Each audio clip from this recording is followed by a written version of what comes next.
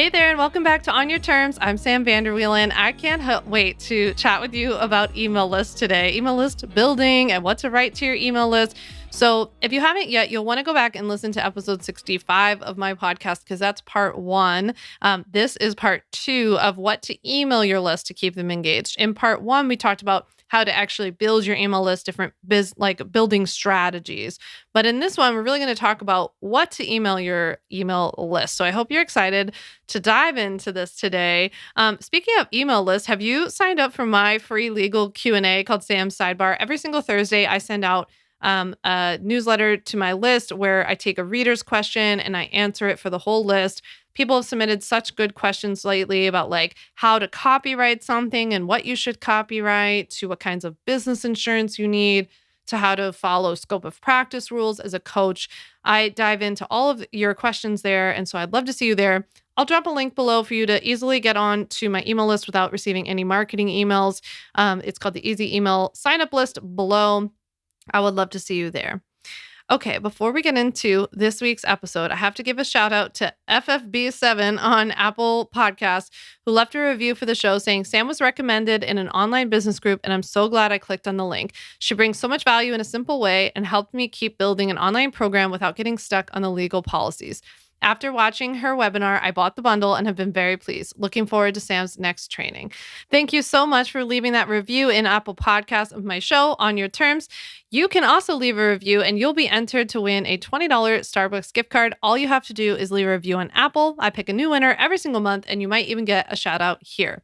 So in this episode, I dove in deep about what to email your email list and how important consistency is, how to think of this generally more of like a 30,000 foot view of your marketing strategy, and kind of the different ways that I go about nurturing my email list between promos or sales. I talk about creating a series or referring to bigger pieces of content. And we talk about, especially for any of you who feel like nervous about emailing your list, or you feel like a bother, or you don't like to pitch and make the sale or something like that. I think that I dove deeper than I even had planned to on, kind of some of the mindset strategies, I guess, that I use around this, and how this is a muscle that we really have to work to train and strengthen. So with that, I hope that you love this episode. I'll leave some resources for you below, besides part one of this little podcast series I did for episode 65. I'm also going to leave the link to Liz Wilcox's What to Email Your List membership. It's a $9 membership where she teaches you how to and what to email your email list. She's a wonderful copywriter. So I will make sure I drop all those for you below, but I just hope you enjoyed this episode and I'll see you on the other side. So I feel like whenever we talk about email lists, it's a little bit of a chicken or an egg problem, because I feel like people think that you have to get all of these people on your list and like focus on that part. But then they're like, oh, wait, I never thought about what I actually then email those people. But I can like think about what I email those people after I build my list. And instead, I kind of see it as like this infinite loop that you should be focusing on like building your email list, continuously pouring new traffic into it. And at the same time, unfortunate news, I guess, you also have to be thinking about and planning for what you're emailing the people who are already on it, regardless of whether there are 2 people, 200 people, 2,000 people. I think you have to give the same energy and attention to what you're emailing than you do like about how many people you're getting on it, So we have a hard enough time building our list. And I know we talked about that a lot in episode 65. I hope you really liked that episode. I hope you've already listened to it before this one, because it's the part 1 of the email list building episodes I'm doing. But I feel like just as often as I hear from people of like, where do I start? How do I build my email list? How do I start from scratch? Or, my email list is kind of dead. It's not growing. I often hear from people also like, what should I send them? I feel like I'm all over the place. I don't know what to email my people. And I feel like that's probably the comment that I get about my emails the most is like, people don't care about how many people I have on my list. They often are just like, I love your emails. I don't know. How do you know like what to send? Or how do your emails always speak to me? Or something like this. And I don't think it's any secret. I think I just follow a process. And so I've never really laid it out for everybody. So I thought that today would be a good time to do that.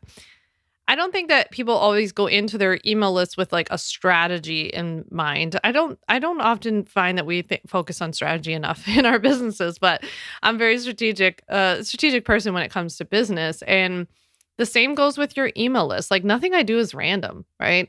I always am thinking, I'm always thinking about what purpose something has in our business, where it's leading to, why I'm doing it, what it's building to, like very, very strategic. It's exhausting actually, but it is the way that my brain works, you know?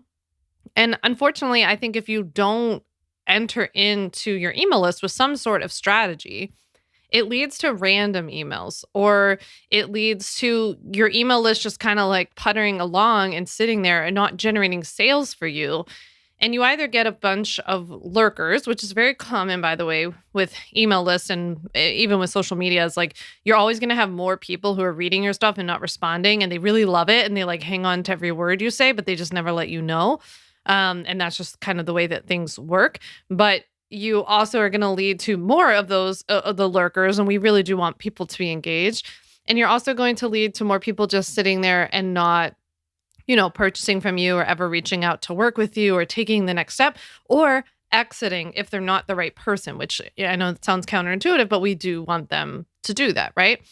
People also stop and start with their email list a lot. So I hear from people all the time that, maybe you've gone through a period where you're like, I emailed every week for X number of weeks or months, but then I stopped. And we lose people along the way. We don't become this kind of like expected, like part of somebody's week or day.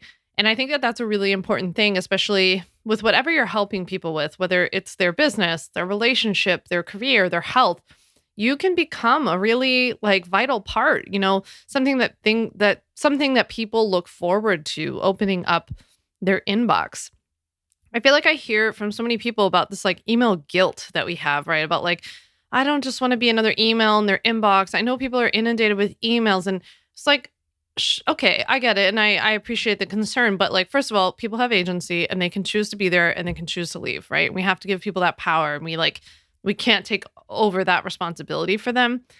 The second thing is that what if you created an email that, we can't make everybody happy, but for the most part, like people look forward to reading it because it's really helpful. It's really valuable. And the email itself should have value. I think where people get confused is when they think about sales emails or emails you might get from like, J. Crew or Madewell, where they're just like, there's another t-shirt that's on sale, right? They're just letting you know. They're not helping you in any way in your life. They're not telling you, unless they have a really good content, like email content marketing game, and they're telling you like, here are 10 fall outfits you should try. That's added value. I would open those emails, But a lot of times what we think of when we think of emails are more of these straight sales emails without content. That's not what you're going for unless you're going through a sales period, right? And we're going to talk today about like how those ebb and flow and how you balance that and all that kind of stuff. But your email itself should be valuable. I talked about this a lot in episode 65. And so if you're focusing on value and you're targeting the right people, they're going to find it valuable and they're not going to be mad you're in their inbox. If it lands in someone's inbox who doesn't find it valuable, or they're like, this person or the service is not right for me, they're going to leave. And that's going to help you because it's going to help your open rate and it's going to help your deliverability and like getting people off your list who don't need to be there. So that's all a good thing. So don't worry about it. The last thing I want to say before we hop into some like more concrete tips, I'm going to give you concrete tips about what to email people today. It's just that I want to kind of put aside any skepticism over like, are email lists dead, or is that like the old way of doing it, yada, yada. I really think that's a missed opportunity, in my opinion. As somebody who's focused on email marketing for 6 years, it's like been the old workhorse in my business. We still make a ton of sales from it. We get a ton of engagement from it. The people who are the most dedicated on social come over and get our emails as well. And we really become part of this like enveloped network with them. So it's part of the larger picture. It's part of something more that you can own and really get your hands around versus social media constantly changing. We don't know if things are, we're creating content. We don't know if people are seeing it. I know that when I'm sending an email, 40-50% of people are opening it, they're seeing it, right? So that's a lot more people than what, like, for example, Instagram is showing my post to or my reels to. So it is definitely something to focus on. It is more of the long haul approach. It's going to be something you have to be dedicated to and have patience with. It's not going to give you sexy, vanity metrics. No one's advertising how many people they have on their email list or like comparing to one another. It's just going to be something you got to like put your head down and keep going with. But I swear to you, it's worth it. All right. So let's get into tips on what to email your list to keep them engaged, keep them buying, creating more of a community. Of course, if you haven't listened to part 1 yet, I'm going to tell you to go back and listen to episode 65 of my podcast because you kind of have to have that foundation in order to hop into today's conversation. But with that, I want you to generally think about like when we think about what we're emailing our email list, it's a very similar, like you can use what I'm going to teach you today to kind of plan out marketing in general. But I want you to think of it as a very 30,000 foot view, cyclical thing first. We kind of have to like zoom out, zoom up above you and your computer and emailing and sitting on your couch and all that. And we have to think about the larger picture here. Like if you thought about the quarter or the year or even half of a year, like first we have to think of like, what are the big bookmarks in your business? Do you know that you're going to have a group program that opens in January? Do you know that you're offering a course that's going to like open the doors in May and close the doors? Like no one will be able to buy it after that. There could be some like live event or in-person event that you already know that you have that you're going to be thinking of. The way that I always start with this is I kind of plug those big things in first and put in placeholders for them. Because from there, I think about how for about depending on what it is, it could be anywhere from a week, 2 weeks to a month before that is going to be a lot of lead up like time, right? There's going to be some warm up, some teasing, what we call like the teaser period. We have like the teaser period, then the teaser period, then the invite period, then the sales period, and then the downsell and like thank you period. So that can sometimes last well over a month, right? So you kind of have to build that out and look at your calendar overall of where these big things are, how much time leading up to it you're going to be talking about that thing and all that kind of stuff. And because we're still 30,000 foot view, right? We're just talking like big picture here. The periods in between that. So if you saw your calendar as kind of having these big like splotches on it for the big events that we just talked about and like the lead up that we just talked about, then the times in between there are heavy nurture periods, in my opinion. So I think where a lot of people go wrong with their email list is that they see it as a little too black and white. Some people focus on their email list as being all nurture and they never tell anybody about any sales or any, like they don't go through a period where they talk about a service and like hyper focus on it for a while, or they don't talk about their course or something like that, right? And then we have people on the other hand who you feel like, I feel like we've all been there. You feel like you only ever get emails from that person when they're selling something and you're not really getting value from them. You're just getting sold all the time. That doesn't feel good either. You'll also run into a problem if you don't focus on nurturing your email list and the new people as they're coming in between these periods of promotion or sales or opening up the doors or whatever in your business. What you're going to run into is people not being warm enough to buy the next time you do talk about something, right? So that's just kind of the overall big picture of like how I think of this all as like a cycle of kind of like what season is this in my business? Okay, this is a season of nurturing. I'm like building the like stocks back up. I'm like building the supplies back up, right? Because we just put them through this like long promo period. And now I want to like give them thanks and give them more value and like share new resources with them. And it's just like that's the period that we're in, right? And we just kind of go up and we go down and we go up and we down. But these are more like soft peaks and valleys, not like super high highs and super low lows, right? It's a bit more consistent than that. So when we're in nurture periods, for example, I'm still educating people about what I do. I'm still educating people about my products, right? And like talking about my products, telling people what's going on in the community, maybe some new thing that I've added to it or something that like a customer has accomplished or something like that, right? So that we're also building up like the awareness, we're staying top of mind. And then that way, when the sale period does come, right, a couple months from now or something like that, it's like, oh, right, I know what this product is. She doesn't have to spend a ton of time educating me as to like, what is that all about? What's included? Who's like, what is she talking about? It's all been kind of part of the conversation, right? The last several months. So that's how I like to go about it, is kind of these soft peaks and valleys, not super high like sales where you've never heard of this thing before, but now it's going to be thrown in your face for weeks, and not super low lows where we never talk about anything and I don't mention my products for weeks or months or anything like that. It's a little bit more chill and consistent.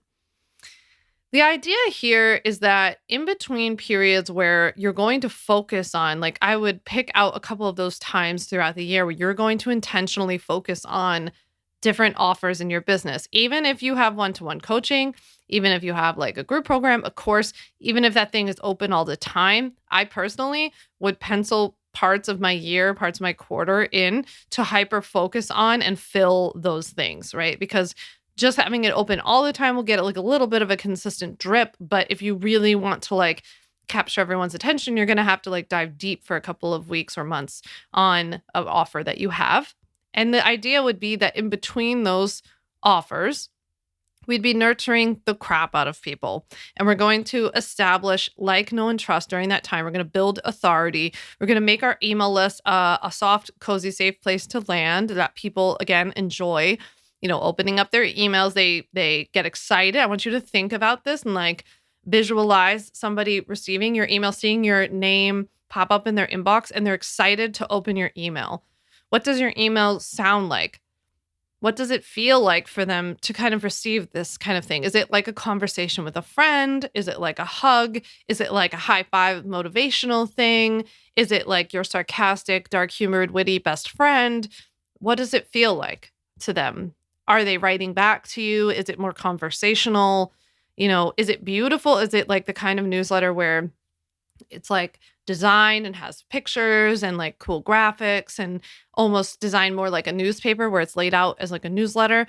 Or is this like plain text, like the kind that you would just send to a friend, right? And they would reply to. You really want to spend some time thinking about this. I've always felt like my emails were more personal. I've talked about this in the last episode that I think because I started out with only having a couple people on my email list who were family and friends, I just pictured kind of writing to them and like I was a little bit more like open and vulnerable with them. And then I've considered it this like safe place for me to land, as well as like creating a safe place for people to write me back. And like people write me back all the time and share different things that are going on in their lives and their businesses, all kinds of legal stuff that's happened to them, like just all kinds of things. And so clearly like this intention for me to create that kind of space has like had the intended effect, right? It's worked in that sense. And that's really what I wanted. I wanted it to be like getting an email from your friend who you had coffee with, who's like just happens to be a lawyer, right? And I think the more you can kind of nail that down of what that looks like for you, then your emails can come across as that, right? And we're building your authority and we're building this like, know, and trust factor by you establishing that kind of community, curating essentially the feel, the delivery of these emails, what they're like, what their intention is, all of that kind of stuff. But we can't just nurture, right? And I'm going to give you, by the way, I'm going to give you tips in a couple of minutes about like, okay, that sounds great about creating like cozy emails or emails that are like a high five, but like literally what do I email them? We're going to talk about that in a sec. So hang with me. But we can't just nurture in our businesses, right? Like as much as we all, I think like you're probably like me and you just want to be helpful and you come from a good place and you have really good intentions. And if you could, you would like help everybody. You are a business and I want to give you permission to be a business and you don't need to apologize for that. You don't need to make up for it. You don't need to do anything. In fact, you're a business. Anytime that you feel guilty emailing about an offer or talking about something that's going on in your business, I want you to think about Target. I want you to think about Target sitting down and sending emails to people probably every day. I don't know. I don't get Target's emails, but I bet like whoever's sending those emails and setting them up, do you think that they feel bad for 1 second about sending out an email about how like pajamas are on sale and the air fryer is $20 off and you can get that like oyster like blender thing for like $9 and they have like albums and books and blah, blah, blah, blah, blah, right? Nobody feels bad about it over there. And you know what else is funny about that? Target is not giving you anything of value other than the product itself. you're giving the product too. Like you're giving either a product or a service or whatever, but whatever you're doing is valuable.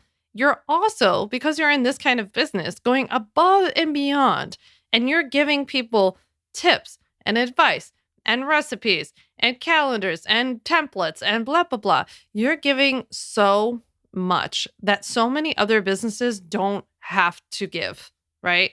That people walk, as I always say to customers, to friends, people walk into Target to get laundry detergent and they, quote, accidentally end up spending $200 on stuff that we don't need, right? I'm only saying this as a theoretical example. I've obviously never done this. Their pajamas are really soft, guys. If you haven't tried them, I highly recommend it.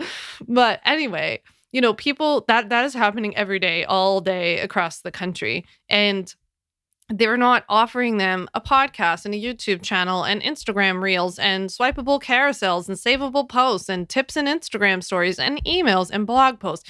Oh my goodness. Sometimes I just think I'm like, gosh, we give so much. So if you have any moment where you're like, I feel so bad emailing them, please come back, save this part of the episode, come back and listen to this if this is at all helpful.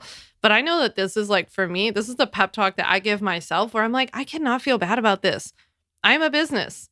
I'm allowed to let people know how they can get something in exchange for payment, right? I'm not collecting money. I'm not passing around a basket and collecting money. I am giving something in exchange. Plus, I'm giving a ton of free stuff on top of it. This podcast episode you're listening to right now doesn't cost you anything. It costs me a lot to put this on, right? So it's just like, I want you to continue to work on that. It is a muscle that we have to continue to strengthen. Even after all these years, after the thousands of people I've helped, I can't even tell you how many thousands of pieces of free content I've put out there. When I get a nasty email from somebody who's angry that I charge for my products, it still stings for a moment. It's that the stings aren't as deep, they're not as harsh, and they don't last as long. And they don't have as much of an effect on me anymore. But it still bothers me, right? And so this is something that you're going to continue to work on. And I feel like it comes up a lot when it comes to emails for some reason. People feel like it's like invasive or something to get in there. It's really okay. You're just letting people know about an opportunity, and we can give them the chance to walk away if they want. It's okay, right? So with that, I wanted to talk about how, there are a number of different approaches when it comes to the nurture phase. So like, what do you email people when you're kind of in this nurture phase?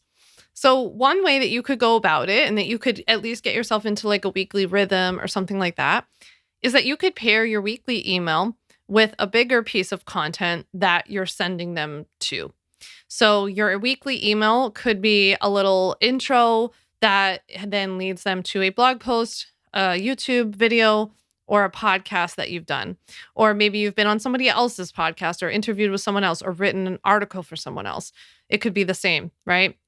So your weekly email could be as simple as that, or you could mix that in with some of your regular emails. Oftentimes I'll write about something kind of semi-related to what that week's podcast episode is about, or I'll tell a story and kind of do like a little bit of a setup of like, here's why this is important. This is why you should pay attention to something. And that's why I recorded a podcast episode for you on this. And here's what you'll learn. So you can do something like that, right? And that's a good way to kind of get in a rhythm with stuff. I also personally like to send like direct education to my email list as well. So I kind of flip flop. I email twice a week, and one of them is like leading to the bigger piece of content. And the other email is more like this email itself is the content, right? And then I take that and I do things with it elsewhere. But the second email is more like a series. So in mine, for example, if you get mine, and if you don't, you can sign up below in the link below to get my weekly Q&A emails every Thursday. I send out a legal, like somebody submitted a legal question. I give the answer to everybody. People really like them. And so every week you could answer a question that you've gotten. They could be client questions. They could be topics that have come up in conversation, things that you've seen on Instagram. Like they could be anything. I think the point is making it a series so that it's regular and consistent. And I think if you could give it some sort of name or something like that, that would be even better, just to kind of create a little bit of more of a community around it. You know what I mean? If you're struggling with topics at any time, then what I want you to do really early on, like starting today, is keep a list wherever you like. I have one in Asana. I also have one on my phone for when I'm just out and about. But you want to start a list where you just write everything on it. Like everything it could be really random, from like a story about a little something that happened to you at the grocery store and you're like, I'm not sure what relevancy this has, but it's a funny story, or it was a scary story, or whatever. It had some sort of impact that you remembered it. Or it can be like you were DMing with somebody and they asked you a really good question. You copy and paste that and you pop that in your list too, right? So I think that this helped me early on because I just got in the habit of doing this. Like when in doubt, the thing went on my or on my list, my what I call the sizzle file. Somewhere along the way, somebody mentioned this to me as like what they called this type of list, and I just stuck with it. But I just got in the habit of saving literally every question, everything I would see in an email, in a DM, that would happen on a free call. I would pop it into this list, to the point where I got thousands and thousands of things on this list, right? And it got so like unruly that I started searching the list for like common phrases, or I'd say, okay, I want to write about website policies this week because I want to let everyone know that I sell website policy templates. So let me search this list for what questions people have submitted on website policies. And I would find those questions and then I would answer them, so stuff like that. I just think it's like a really good habit to get into. Nowadays, I have an ideas file on my Asana board, and I just put everything in there when I'm out and about. Usually when I'm watching movies or watching TV shows, the way that my brain works is that like everything I see, I convert it to an analogy of how that's like this in business. So that's just how my mind works, right? Like when I was on the cruise in August, for example, and I wrote about this. I ended up writing about this to my email list. I remember I was standing in line, like watching. They had one of those like surf rider things where people get on this like surfboard and then tons of like water jets out at them and they like pretend surf on the back of the cruise. And I did not want to do it because I had brain surgery and I'm always like freaked out about falling and hitting my head. And so I just didn't want to do it. It just like wasn't in the mood. I'm still grieving my dad. I just didn't want to do it. And normally I would be very adventurous and do it, but I did not.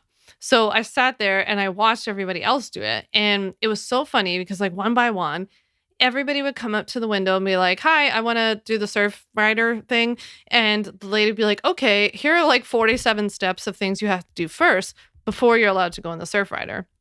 And it was so funny to watch all these people be like, oh, no, I just like wanted to get on the surf rider, And so they would quit. They would just walk away. They wouldn't even sign up for it. Other people would start going through the steps. Like you had to do this like little physical fitness thing and this balance test. And then you had to go on the like baby surf rider and show that you could like lay on your belly, then show that you could get up on your feet. And there were just a very long list of things that you had to do before you were actually allowed to go surfing. And it was so funny to watch like how little by little people just dropped off, right? And I was like, this is so like business, right? Where everybody wants the outcome. Everybody's like, oh yeah, sure. I'm like, hello, I'm here to like start a 7-figure business. And then you're like, oh, okay. So in order to do that, it's going to take years, and also a lot of money. And people are going to say really mean things to you. And you're going to have to show up even when 0 people buy or respond back. And you're going to have to email your email list every week, even when there's only 2 people on it. And for a while, you're going to feel like it's not growing. And you're also going to have to experiment, like starting a podcast and a YouTube channel and writing a ton of blog posts and doing everything yourself until you can afford to outsource it enough, and and go on and on and on like that. And the more that you, I think, would explain it, the more people would just drop off, right? Because you're like, oh, no, I just like wanted the 7-figure business. I didn't want to like do all that stuff, right? So it was so interesting to me. And that's how my brain works. Like I just saw the surfing thing and I instantly was like, this is how this is in business. It's also like analogous, I think, to legally protecting your business, because there's all this like everybody just wants to go surfing, but there's all this foundational stuff that you have to do first, and you have to learn the basics before you can hop on the surfboard. And everybody wants to go out and build this big business, but they don't sometimes want to focus on this foundation, or they want to skip that step and go to the surfing, right? That's how my brain works. So I jotted that surf story down. And just like I just remembered, like people were standing in line, people dropped off, people had to do this physical fitness test. Like I wrote down all the little details and then I crafted that into a story and an email to my list. And it turned out to be like a really popular email and people responded back a lot and all this kind of stuff. So that's what I'm talking about is like it can be like a random story. Or if you're like me and you have a pretty easy time converting things to how that makes sense for your industry or for what you help people with, like write it all down and it's all going to be helpful at some point. Whatever you decide to email your list, like whether it's like the emails themselves are valuable or they're pointing people to a bigger piece of content, I hope that overall this is part of a larger marketing picture for you where like everything leads to something that you do, right? And so we talked about this before on the podcast where like, why are you creating all this content that's like not about a topic that you help clients with? Or like, why would your emails be about something that's not something you address with your clients or in one of your programs or something like that? You would kind of keep it together. I mean, you'll see me like I am right now talking about email lists and like helping to build an email list. I will talk about what I call umbrella topics to what my customers are struggling with and what I help them with. I would personally tell you that when you're starting out, until you've really established yourself and your business has become a bit more established, I would really focus on what I call like the handle of the umbrella of content, which is what you do and everything that leads to what you do, and working on you becoming more synonymous with like your topic and your area, right? Once people can be like, oh yeah, Sam, the legal girl, then it helps a little bit to be like, well, my customers are also struggling with how to build an email list and how to, what to email them. And I feel like no one's saying this. So I'm going to give them this episode because I just think it's really helpful. And we just, as part of the brand, I guess, produce a lot of valuable content. And so I didn't do that so much until I got really established in like the legal space, but also so that like I've already done the content on like, for example, how to legally build an email list and like what you can and can't do with your email list legally. So now this is just like building on that. But if you haven't taken care of like the core content that speaks to your ideal client about what you do, then I would say you're not yet at a place to go branching off and talking about lots and lots of different things, right? I think over time you can like stretch your wings a little bit more. Whatever it is that you decide to pick and like whatever it is that however you decide to approach emailing them, consistency is king in my opinion. And so I'd rather you consistently email your list once a week and get it quote unquote wrong, or not have a purpose or not have a strategy or something like this, but get in the habit of showing up in their email inbox, establishing, who you are and what you do, what you stand for. And maybe it's not perfect and it's not the highest converting email or whatever, but you're showing up. And I also love the idea of you practicing writing more. I think this is where investing time and energy into our kinds of businesses, into copywriting is just invaluable. I think it's one of the best things you can do. I don't, I think there are courses out there and stuff that you could take. And I think that's good if that's what you want to do. I personally didn't find them super helpful. What I found helpful was practice. It was just like writing more, getting more comfortable, finding my voice, writing more like I spoke, ditching a lot of the formalities. I talked about this in episode 65, but like coming from being, a corporate lawyer, it was a lot to switch over the way that I wrote and the way that I spoke. And so practicing that more and more and more. And I think something else that's really just takes time and takes practice for people is that a lot of people, a place that I see a lot of people go wrong with copywriting, both in their emails, on social, just in their businesses in general, is that they write too much about themselves without converting it to how that's helpful or relevant to the person that they're trying to help. So I'll see a lot of people post stuff on social, for example, that's just kind of about them. And it's like, it just drops off there and doesn't convert to like, how is this helpful to your customer? Or how are you involving them in the conversation? Even if it is something that's a story about you, how are you making it more of a conversation than a one-sided sharing, right? And I think that's where a business will really shift from being more of a personal brand, blog, influencer to a business.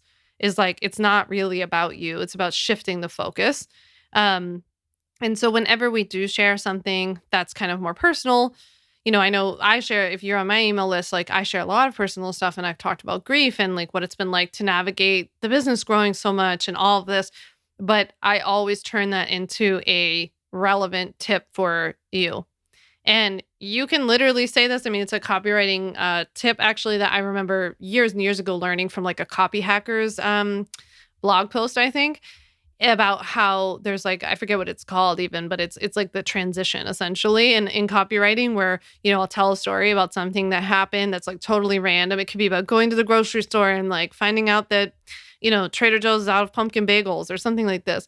And then you will literally say, what does running out of pumpkin bagels have to do with helping you legally protect your business? Or like, what do pumpkin bagels got to do with this? Like you can literally use transitional phrases like that and then make the connection for them. Make the connection, teach them what's really behind that story. What's the tip? What's the lesson that they can take away? How is that relevant to what you do and what you help them with? And so I find that kind of stuff to be really helpful. Now, I know that a lot of people will think that sending out an email to their newsletter or a newsletter to their email list is like an easy way to do that is by sharing resources, right? Like you can share a list of links and helpful resources. And I think that can be helpful from time to time. I would caution you though that like I think there should be more context and more of your personality. I think you should also take it very seriously that like if you're going to offer resources, they should be things that you really like and trust.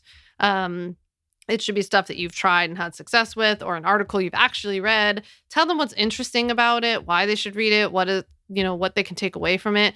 Personally, though, I would not go towards those kinds of emails. Like I would focus, like you're a business and you want to drive stuff back to your own business. And I would kind of focus on like doing a quick educational tip email versus like sending out that kind of email, in my opinion.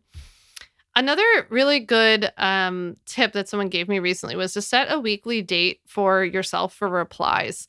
So you could set a reminder in your like Asana or whatever else you use that every like Wednesday or Friday, you respond back to all the replies that you get from emails. Now, you might be thinking like, hey, nobody replies to my emails, or only one person ever replies.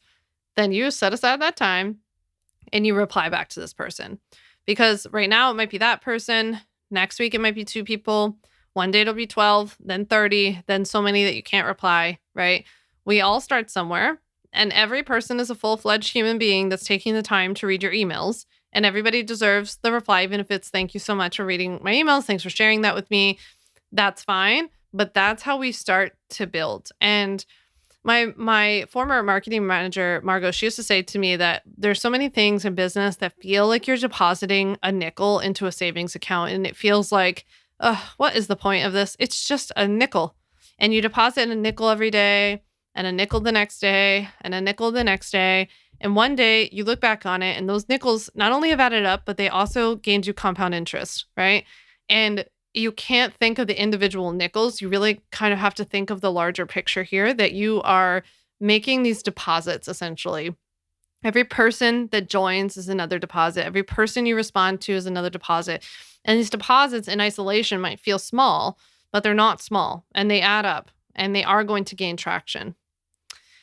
Now, in order for you to keep that traction, to keep that thing growing, your emails have to be valuable and they have to give people a reason to stay, right?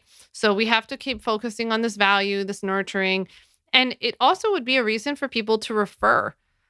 So one of the things I think is like a sleeper strategy of a way, and this is something we're starting to play with now, is to get people to refer other people who they know would also benefit from your emails to join your email list. Because if you think about it, if you run something like Facebook ads or whatever, you're paying a lot of money, especially these days. Facebook ads are a bit more expensive, at least in my experience.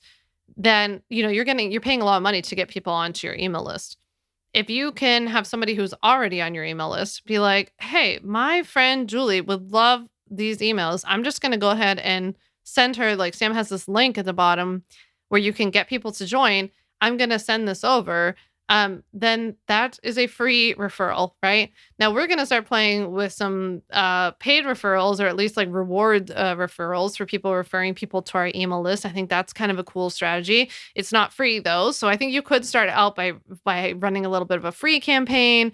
You could give people an extra freebie if they refer people. You could have a secret podcast episode. You could offer a free like connection call if they refer a certain number of people. Like there are all kinds of things you could do too that would be free. But I do think like referrals could be a part of your strategy as you're figuring out what to email people and like how to keep building this list. Now, the last thing I want to tell you about is that, when we're emailing our list, I want you to think about ending everything with one question, a singular question that gets people to respond, that's super easy to respond to. So let's say that you taught people 3 tips in your email. You can say, hey, Sam, will you hit reply to this email and let me know, was tip number 1, 2, or 3 the most helpful to you? That's all I want you to do is hit reply and tell me what number, right? Something like that. It can be super easy. First of all, it gets people in the habit of understanding that this is not a one-way conversation. It also helps on the kind of strategy side of like, I think the email gods like it when people open your emails and reply to them, and it's like less chance of going to spam and all of this. But I also just found that like people who started doing those little replies, I then eventually see them writing me longer replies or getting in the habit of replying, and it just kind of builds and builds. Again, nickels, nickels, nickels, right? So little things like this can go a long way. In general, I just want to encourage you to, as I always say, treat them like it's the Olive Garden. Once you're in, your family, right? You're here on this email list. I'm so appreciative that you're here. Now it's like you're in my digital home. I'm going to treat you well. I'm going to take care of you, continue to nurture you, do my best to show up consistently and become a little part of your week or whatever.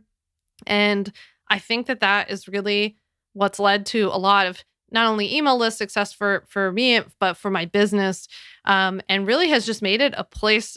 What's most important to me is that it's made it a place where I can't wait to like write my emails. I just hired a new marketing manager and a copywriter, full-time employee who's absolutely wonderful. Can't wait for her to be here. And I was saying to her, just so you know, I write my weekly emails. Like I am not letting those go, right? Because I really love it.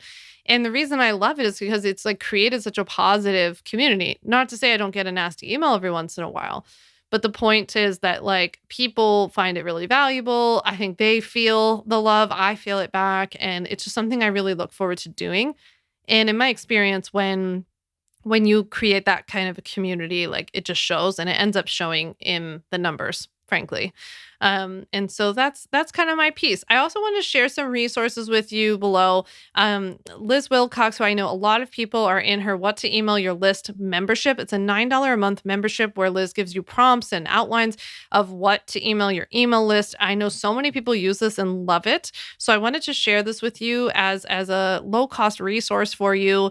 I'll also link to my episode 65, part 1 of this little series for you below. And to get my emails so that you can receive free legal tips and business building advice in your inbox, including my weekly legal Q&A series called Sam's Sidebar every Thursday.